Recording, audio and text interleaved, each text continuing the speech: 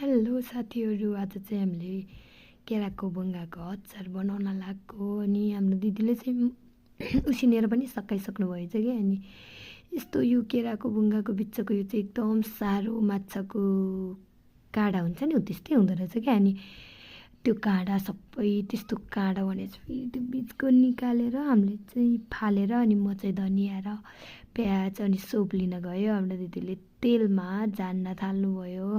तेल चाहिँ झानेर खोर्सानी जिरा हालेर झानेको थियो। अनि मेथी चाहिँ छैन रहेछ। अनि मेरो छोरी चाहिँ हेरिरहेको पकाएको। अनि दिदीले यो पकाएर सकाउनु भयो। जिरा र मसला अनि नुन खोर्सानी राख्नु भएर बेसर चाहिँ अगाडि नै राख्नु भएछ। अनि त्यसपछि मैले चाहिँ धनिया सौप लसुन काटेर सकाएँ। अनि सकाइसकेपछि अनि दिदीले फेरि आलु पनि उसिन्नु भएको थियो सँगै। अनि त्यो आलुलाई नङ्गाएर राख्नु भएको रहेछ। अनि केलाएर अनि सँगै हालेर अनि मोलमाल पारेर फेरि त्यो अघि फ्राई गरेको बुङ्गाको फुल केराको बुङ्गाको फुल अनि यो चाहिँ लप्सीको अचार अस्ति नै मैले गालेर राखेको थियो हालेर।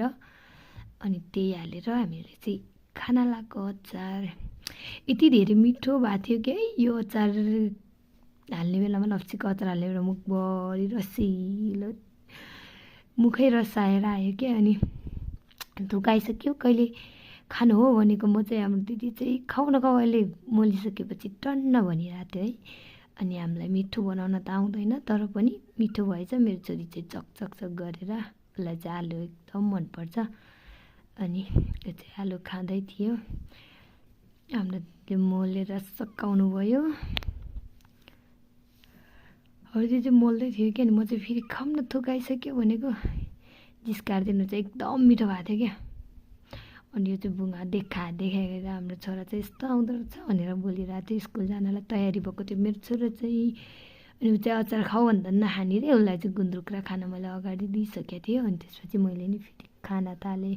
हाम्रो दिदी चाहिँ ढिँडो पकाएर खाने रे भनेर ढिँडो पकाइरहेको थियो। अनि काखमा राखेर खाऊँ भनेको अप्ठ्यारो भयो। आजको भिडियो यति नै साथीहरू। कस्तो लाग्यो? अचार चाहिँ एकदम मिठो भएको